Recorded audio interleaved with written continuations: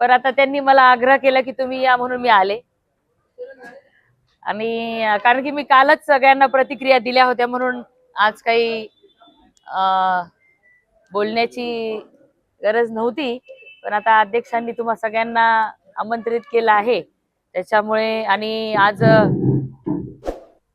आज इथे सगळेच नगराध्यक्ष आपले आणि सगळे नगरसेवक निवडून आलेले ह्यांना आदरणीय रामप्रसाद बोर्डीकर साहेबांनी आमंत्रित केलं होतं. आणि खास करून मुस्लिम समाजातून जेवढे सगळे आमचे नगरसेवक निवडून आलेले आहेत त्यांना या ठिकाणी आमंत्रित केलं होतं.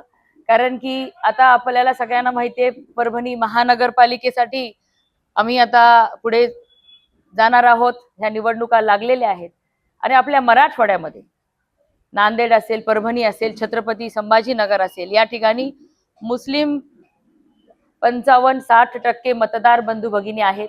आणि त्यामुळे भारतीय जनता पार्टीला पाहिजे तसं यश आतापर्यंत आलं नव्हतं. परंतु पंतप्रधान नरेंद्र मोदीजींच्या नेतृत्वामध्ये 2014 पासून मोदीजी जेव्हापासनं या ठिकाणी पंतप्रधान झाले आणि राज्यामध्ये सुद्धा मुख्यमंत्री देवेंद्र फडणवीस साहेबांनी या ठिकाणी हिंदू मुस्लिम असा कधीच भेदभाव केला नाही. आणि प्रत्येकासाठी, या देशामध्ये राहणाऱ्या प्रत्येक व्यक्तीसाठी योजना समसमान आणलेल्या आहेत. प्रत्येक पात्र लाभार्थ्यांना त्या योजनेचा लाभ झालेला आहे याची जाणीव मुस्लिम समाजाला सुद्धा झाली. आणि मला आनंद होतो सांगायला, या ठिकाणी आपले नगराध्यक्ष जिंतूरचे प्रताप भैया देशमुख आलेले आहेत. सेलूचे सुद्धा, ज्यांच्या नेतृत्वामध्ये आम्ही ही नगरपालिका लढली, विनोद बोराडे साहेब आहेत. आणि मिलिंद सावंतजी सुद्धा आलेले आहेत. आणि सोनपेठचे आमचे परमेश्वरजी कदम हे सुद्धा नगराध्यक्ष या ठिकाणी आलेत. आणि सगळेच आमचे उमेदवार मुस्लिम समाजातले निवडून आलेले, मताधिक्याने निवडून आलेले आहेत. त्यांना स्वतःला पण पटलं की कमळावरती उभं राहणं हे काही वाईट नाहीये, चुकीचं नाहीये. आणि त्यांनी विश्वास दाखवला, त्यांनी कमळाची उमेदवारी घेतली आणि या ठिकाणी अभूतपूर्व असं यश त्यांना मिळालं. आणि त्यांच्यामुळे आमच्या नगराध्यक्षांना मिळालं, हे मला या ठिकाणी खास करून सांगावं वाटेल.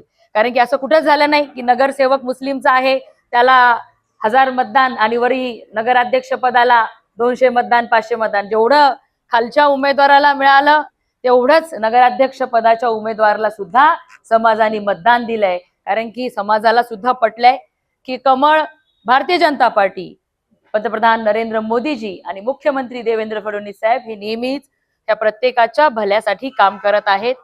आणि आपण भारतीय जनता पार्टी सोबत राहिलं पाहिजे, हा विश्वास मतदार बंधू भगिनींना आता आलेला आहे.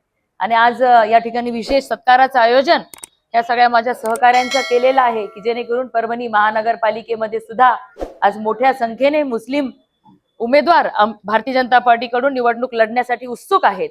परंतु ह्याच भीतीमुळे, कारण आतापर्यंत नुसतं खान पाहिजे का बाण पाहिजे ह्याच एका एजेंड्यावरती आपल्याकडच्या लोकांनी, या ठिकाणी निवडून आलेल्या आमदार खासदारांनी मतदान मागितलेलं आहे. आणि दुर्दैवाने 2 जाती धर्मांमध्ये ही एक जी दरी या ठिकाणी निर्माण करून ठेवलेली आहे, ती दरी मिटवण्याचं काम आम्हाला या पुढे करायचंय. यासाठी आज ही छोटेखानी बैठक, छोटेखानी सत्कार कार्यक्रम या ठिकाणी आयोजित केला होता.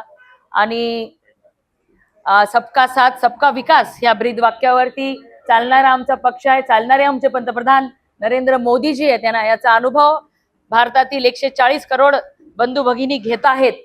आणि त्याचाच जो निकाल जिंतूरचा लागलेला आहे, खास करून कारण की आपण सर्वजण जाणकार आहात.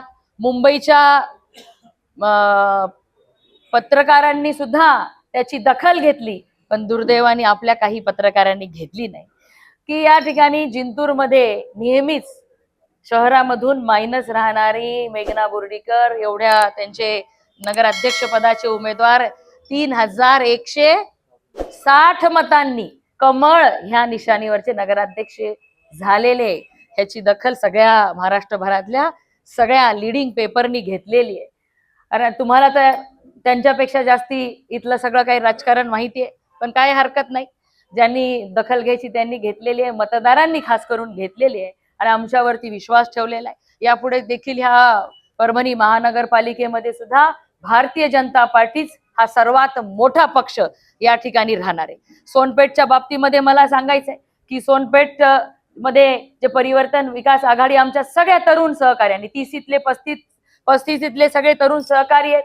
जनसुराज्य पक्ष हा जो भारतीय जनता पार्टीचा महायुतीतला घटक पक्ष आहे, विनय कोरेजींचा, आमचे मुख्यमंत्री देवेंद्र फडणवीस साहेबांशी बोलणं झाल्यानंतर त्यांच्या मार्गदर्शनामध्ये, त्यांच्या विनय कोरे साहेबांच्या मदतीने या ठिकाणी आम्ही पॅनल उभा केला आणि आमचे परमेश्वरजी कदम एकदम तरुण, की ज्या ठिकाणी राष्ट्रवादीचा आमदार आणि ज्या ठिकाणी 4 वेळेपासून 5 टर्म पासून एक हाती सत्ता असलेल्या राठोडांचा बाले किल्ला या ठिकाणी उद्ध्वस्त करण्याचं काम आमच्या परमेश्वर कदमांनी केलेलं आहे आणि त्यांच्या सगळ्या सहकार्यांनी केलेलं आहे.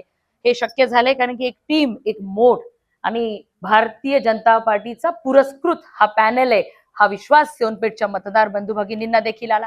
मला अभिनंदन करायचे सोनपेठचे आमचे अध्यक्ष कदम, की त्यांनी या ठिकाणी इतक्या सुंदर, एवढ्या ताकदीच्या लोकांना लढा देण्याची हिंमत दाखवली आणि त्यांच्यासोबत सगळे माझे सहकारी रंगनाथजी सोळंके, आमचे पवार साहेब यांनी सुद्धा, धोंडगे सर, ह्या सगळ्यांनी चांगल्या पद्धतीने या ठिकाणी नियोजन केलं आणि ही लढाई जिंकलेली आहे.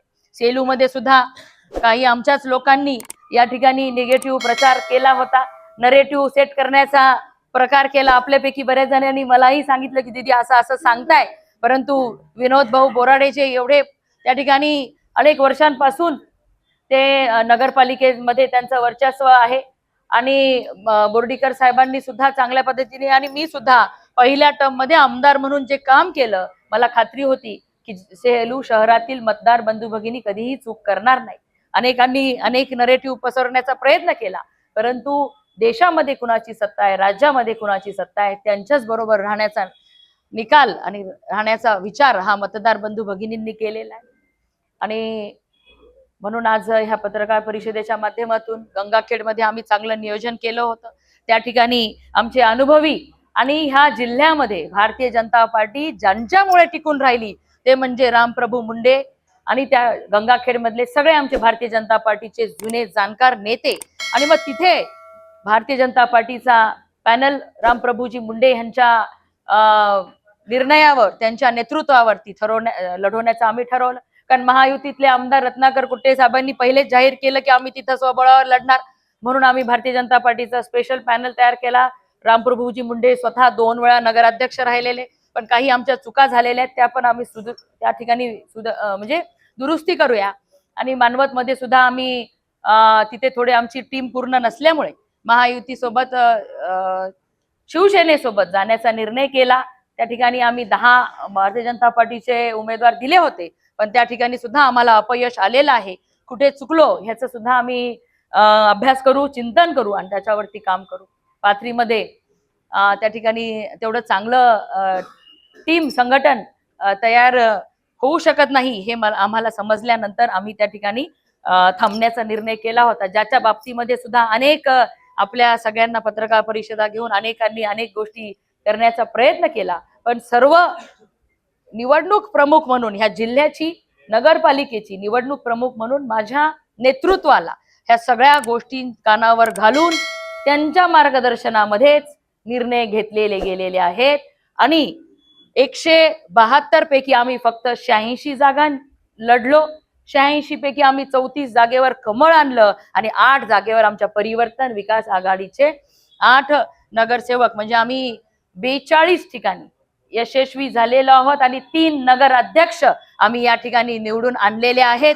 कारण की 100% जागा उभ्या करून निकाल समाधानकारक लागणार नव्हता, म्हणून थोड्याच जागा उभ्या करून ताकदीने त्या ठिकाणी लढून आज 70 ते 80% स्ट्राईक रेट हा भारतीय जनता पार्टीचा या जिल्ह्यामध्ये राहिलेला आहे. कारण की तुम्ही बऱ्याच जणांनी बातम्या टाकल्या घडीचे किती उमेदवार होते आणि त्यांचे किती उमेदवार निवडून आलेले ते तुम्ही स्वतः तपासून घ्यावं. त्याच्याबद्दल मला काही बोलायचं नाही. 186 उमेदवार त्यांनी उभे केले आणि 42 जागा घडीच्या आलेल्या आहेत. त्यामुळे कोणता पक्ष या जिल्ह्यामध्ये सर्वात मोठा पक्ष राहिलेला आहे हे तुम्ही सगळ्यांनी स्वतः तपासून घ्यावं.